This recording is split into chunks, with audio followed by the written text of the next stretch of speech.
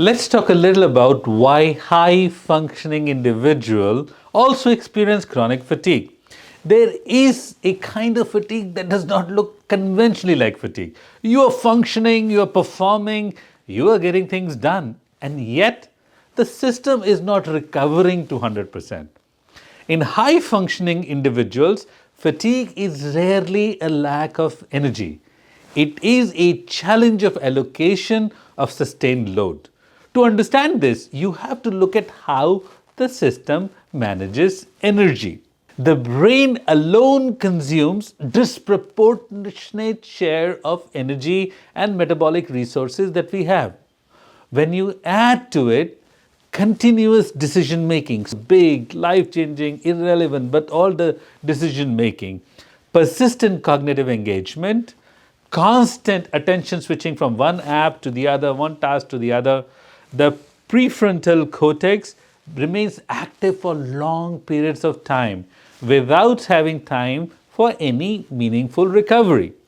At the same time, the body is running a lot of background processes. Low-grade signaling is one of them. Emotional processing is a huge one.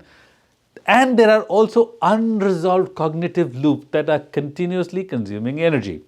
So the energy is being used before visible work even begins. Now, if you look at the biomarkers, you will notice patterns like there is flattened diurnal cortisol core, there is reduced HRV, there is elevated HSCRP, and a lot of other inflammatory markers. These are all early signs of mitochondrial inefficiency. These are not extreme abnormalities, so typically they don't show up in your blood report. They are subtle shifts, but they are telling you something remarkably important. They are telling you that the system is not exiting the curve of demand. That means there is no moment where the system is resting and breathing. It is continuously serving the demand for energy. It is staying locked in that state.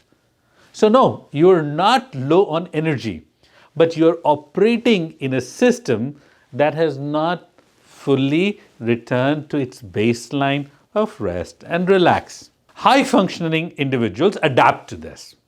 They continue, through effort, through structure, through discipline, through coaching of walking through walls and God knows what not. And they are often supported by adrenaline and short bursts of cortisol, your stress hormone, and cognitive override to think through the issues. But this is not recovery. It is compensation. And over time, compensation changes the system. So the pattern becomes predictable. You can work, but you don't fully recover. You can sleep, but sleep does not feel restorative. You can rest, but the system does not downshift and relax completely. Recovery is a psychological transition from sympathetic to parasympathetic dominance, from cortisol-driven activity to repair state, from inflammatory signaling to resolution. If that transition is incomplete, you remain partially activated. And over time, some degree of fatigue becomes your baseline. So it's not episodic when you're overworked. It's not situational because you're dealing with some stress or a deadline. It becomes structural. It becomes a part of life. It becomes who you are. So the real question is not that why am I tired? The real question is what in my system is preventing full recovery cycles from completing. Look at the signals. Look at your HRV trends. Look at your cortisol rhythms. Look at your inflammatory markers. Look at subjective recovery after sleep. Because fatigue is not random. It is actually measurable, by the way. It's super measurable now. The system is sustaining output but not completing recovery. If this resonates with you, please, please, please don't push harder. Start observing. Because what you measure, you can begin to understand. And what you understand, you can begin to change.